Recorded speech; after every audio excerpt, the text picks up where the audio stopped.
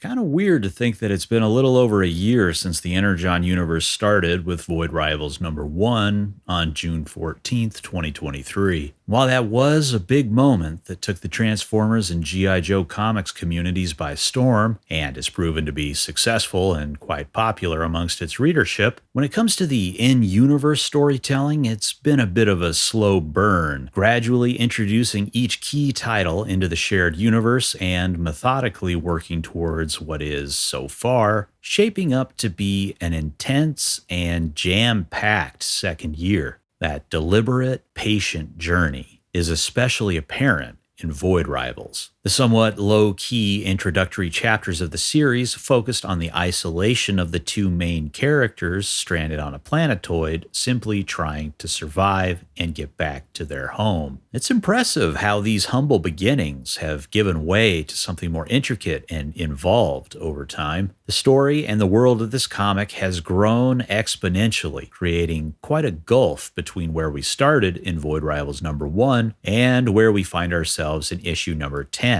But I also think that the way this comic reads has changed over time as well. Consistent through line in my videos on Void Rivals have to do with its decompressed nature. The creative team spent a lot of time luxuriating and setting up this world and establishing these characters, and it seems like things are now starting to majorly pop off. There are many character moments and revelations packed into this issue, along with a nice blend of action and intrigue, making this the most satisfying standalone issue of Void Rivals yet. How well issue 10 delivers the payoffs for previously seeded mysteries cannot be understated. One of the biggest surprises from the previous issue was that the Zertonian deity, Zerta, is actually Zerta Trion, and this is touched on again in this issue, confirming that Zerta Trion is a Cybertronian and that the Trion moniker is a title, similar to a prime. In this case, Trion denotes a Cybertronian of great wisdom and authority. Springer is only aware of 2 Cybertronians who have been given the title, with the other one more than likely being established character and robo-beard enthusiast Alpha Trion. We also get soft confirmation that Skybound is drawing from the animated continuity in having the Quintessons being the creators of the Cybertronians, as Springer mentions a time after Cybertronians gained independence from their creators. This, combined with some context clues from previous issues, seems to confirm the Quintesson origin story, but I guess you never know. Skybound could always throw us a curveball. I wonder if and how Skybound will square this origin with the concept of Primus, a name recently introduced in the Transformers ongoing. Regardless,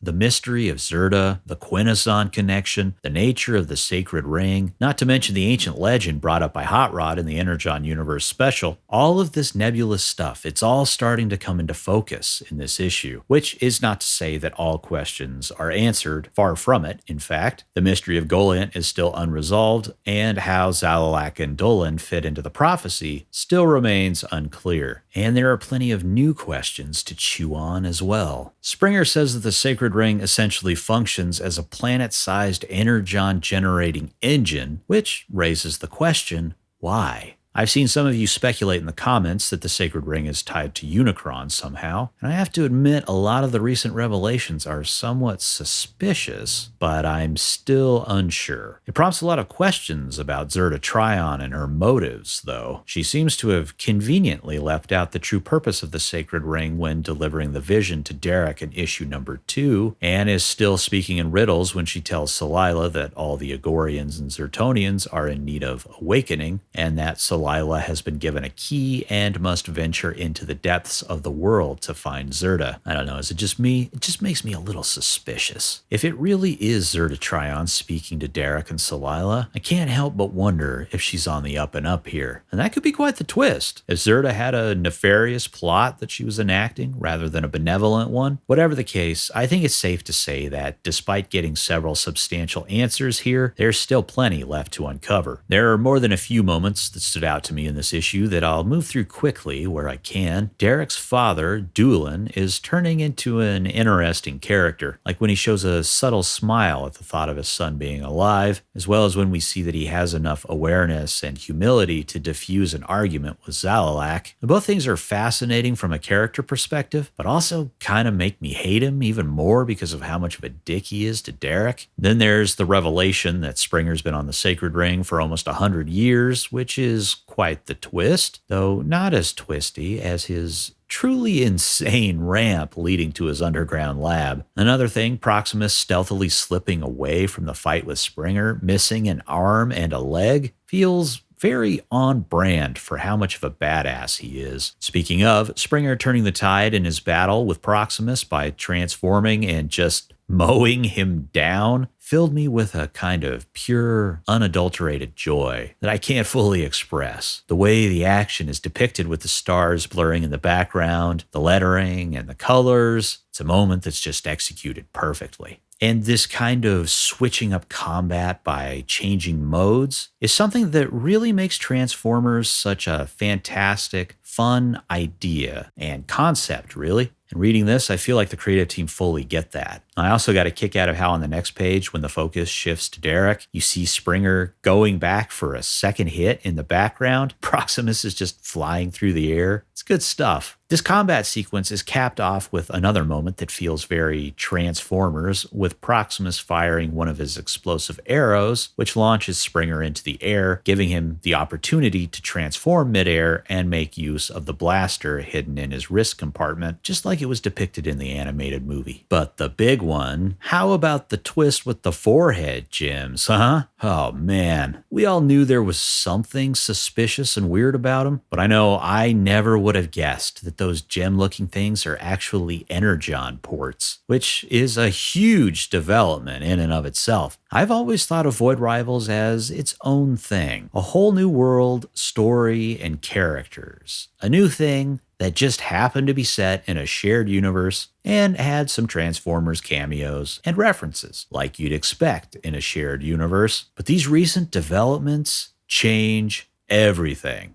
The Sacred Ring and its inhabitants are deeply connected to ancient Cybertron in a way that was not clear earlier on. I assumed that eventually this book might turn into something of a secondary Transformers title due to the crossover elements and cameos, but learning that the Agorians and Zertonians are techno-organic life forms that can be powered and restored by Energon and seem to have potentially been created or modified by a Cybertronian reveals that Void Rivals is a Transformers comic and has been all along. A Transformers spin-off title, maybe, but a Transformers title nonetheless. It was just not obvious due to the shared universe aspect and all the world building that had yet to be revealed. It was in disguise, if you will, but Void Rivals is also something new and unique. I don't mean to downplay the originality here by labeling it as a Transformers book. It's just more deeply connected to Transformers than I originally thought, and I think that's a good thing. It's an exciting thing. I know there are some out there unhappy about Transformers going back to the well of G1 in this continuity, but personally, I think the way Skybound is handling both Transformers and G.I. Joe is unique and fresh. But if it does feel too familiar for some, then I hope those readers are following Void Rivals, because it's doing something truly brand new with the Transformers franchise. And sure, I know we've seen some similar ideas about techno-organic beings in various iterations of Transformers over the years, but never quite to this extent, I think. This is almost like asking the question, what if the Nebulans had their own ongoing series, just rebuilt from the ground up? Skybound created a slew of new characters, even an entire world that's likely going to tie into a degree that I never would have imagined. I thought the Sacred Ring would simply get caught up in the Cybertronian conflict due to resources, not that its citizens would be a distant part of the Cybertronian lineage. This is no doubt setting the stage for a deeper interconnectedness between the Sacred Ring and Cybertron in the future, and who knows what else is in store. There's the one line that goes, Zertonians, Agorians, all of you are sleeping, in a sense, and it's a fairly ominous line and suggests we're just scratching the surface here. I mean, we don't really know what sort of abilities they might have, if any, or what purpose they were ultimately designed for. But I wouldn't be surprised if it's similar to or integrates with Cybertronians in some way. These new tidbits certainly have changed the way I view Void Rivals and its place within the Energon universe, and I'm excited to see how far the creative team will take this and what else they've got up their sleeves. With these links becoming more apparent, and with Transformers characters landing recurring roles, Void Rivals is shaping up to be a bold new addition to the Transformers universe. Year 1 of Void Rivals was really good, but I have a feeling that Year 2 is going to be even better, and this issue was arguably the most pivotal one yet. But that's all from me on this one. What are your thoughts on Void Rivals number 10 and the direction things are going? Let me know in the comments, like and subscribe if you haven't done so already. We'll be talking about Scarlet number 2 next, so keep an eye out for that video. Thanks for watching this. I hope you have a good rest of your day, and I'll see you next time.